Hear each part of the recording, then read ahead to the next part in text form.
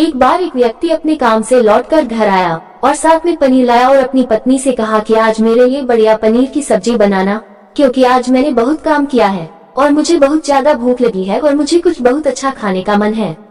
उसकी पत्नी कमरे से बाहर आई और पनीर लिया और कहा कि बिल्कुल आप हाथ पैर धोकर तैयार हो जाइए, मैं आपके लिए बहुत ही स्वादिष्ट सा खाना बनाती हूँ।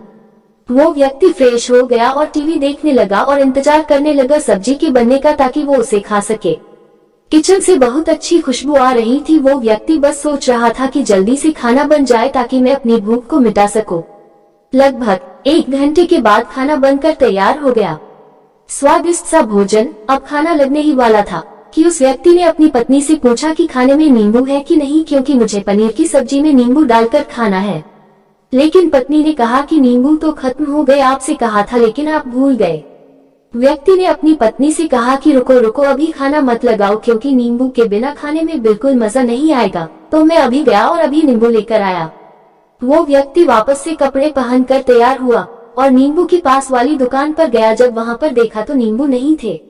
उसका दिमाग क्रोध से भर गया। उसने सोचा कि यार उसके पास नींबू नहीं है, चलो थोड़ी आगे वाली दुकान पर जाता हूँ, शायद वहाँ नींबू मिल जाएगा। वो थोड़ा और आगे गया लेकिन वहाँ पर भी नींबू नहीं मिले। अब उसने सोचा दूर की सब्जी मंडी चला जाता हूँ, वहाँ से नींबू लेकर आऊंगा, क्योंकि नींबू के बिना सब्जी में मजा नहीं आएगा। तकरीबन आधे घंटे के बाद वो करीब की सब्जी मंडी में पहुंचा। वहाँ पर उसे नींबू मिल गया और वो बहुत खुश हुआ कि चलो नींबू मिल गया और अब मैं घर जाकर सब्जी में नींबू डालकर अच्छे से सब्जी खाऊंगा। अब वो खुशी खुशी नींबू लेकर घर आया और अपनी पत्नी से कहा कि जल्दी से सब्जी गर्म कर दो, रोटी गर्म कर दो और नींबू काटो ताकि मैं अच्छे से खाना खा सकूं। अब थाली लगाई गई, सब्जी परोसी गई और नींबू रखी गई। उसकी पत्नी सामने ही बैठी थी और वो व्यक्ति थोड़ी देर के लिए कुछ सोच में पड़ गया। उसके बाद उसने नींबू की प्लेट उठाए और दरवाजे से बाहर की ओर फेंक दी और जोर जोर से चिल्लाने लगा, मैं जीत गया, मैं जीत गया। पत्नी ये देखकर घबरा गई कि कहीं ये पागल तो नहीं हो गए, इन्होंने सारे के सारे नींबू दरवाजे से बाहर की ओर क्यों फेंक दिए।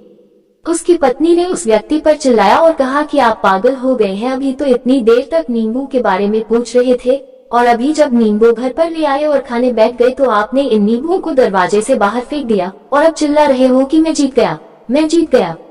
पत्नी पूछी, आप किस चीज में जीत गए, हुआ क्या?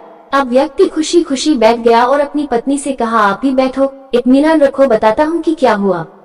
आज सुबह से ही मेरी जीत मुझे अपने बस में करने की कोशिश कर रही थी। जब मैंने बहुत काम कर लिया तब मुझे बहुत तेज भूख लगी। जब मैं घर पर आया तो तुमने बहुत ही स्वादिष्ट सब्जी बनाई, उसकी खुशबू मेरी नाक में गई। फिर मेरी जीभ ने कहा कि इसे अब नींबू चाहिए।